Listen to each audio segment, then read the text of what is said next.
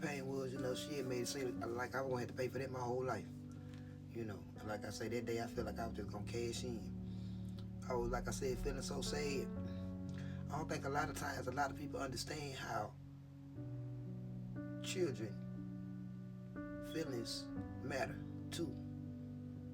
When the parent be so mad and so angry about kids that they been chose to hell, you know.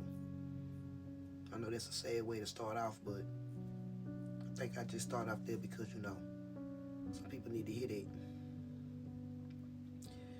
So here I was outside on this beautiful sunny, should have been a nice day. Should have been a day or could have been a day I would have been enjoying. But instead of me enjoying it, I was thinking about how to run away and think about how to leave.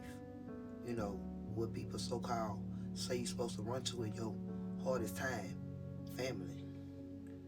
The person who they say you're supposed to run to when your heart get broken.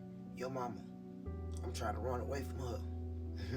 I'm trying to find some barrels like Donkey Kong and throw at the rest of the family to make sure don't let them come behind me. But in my heart, I really needed somebody to come behind me. And, sometimes, the Lord got a funny way of sending the right person at the right time, because what one person may call the wrong person, the Lord may call the right person. I was out there and I was like, study just, shaking my head, study just shaking my head, study just shaking my head, you know what I'm saying, crying out there, really to a point of just rocking crying. And then I don't think I really was out there that long, but I was out there long enough to, my auntie had came outside. She had came out there, she had ran out there, hey, you all right, baby, you all right, baby, and I couldn't even speak.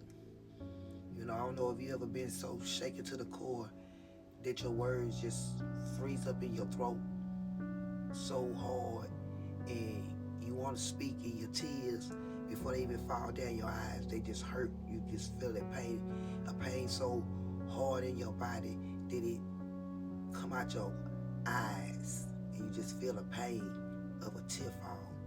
I don't think anybody ever been in pain that much, unless you've been in pain before the tear fell. But that's where I was. Everything inside of me was quaking inside. And she asked me, was I okay? Couldn't even speak. And she said, baby, let me tell you something.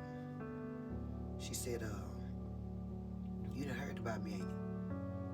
And all I could do is just, shake my head up and down. Because, I ain't gonna sit back and lie. I had heard the stories, everything what she was telling me. She was like, they told you I'm a crackhead, didn't you? I'm like, they told you that I be stealing, I be robbing, that I ain't no good, ain't it? I'm like, yeah. So you done heard a lot of stories about me, ain't you? I said, yes, ma'am. I started speaking then. Yes, ma'am. You know what I'm saying? She was appeasing to my pain. And because she was right. She said, listen to what I'm telling you, okay? And I was like, okay. She said, I want you to listen to me real good.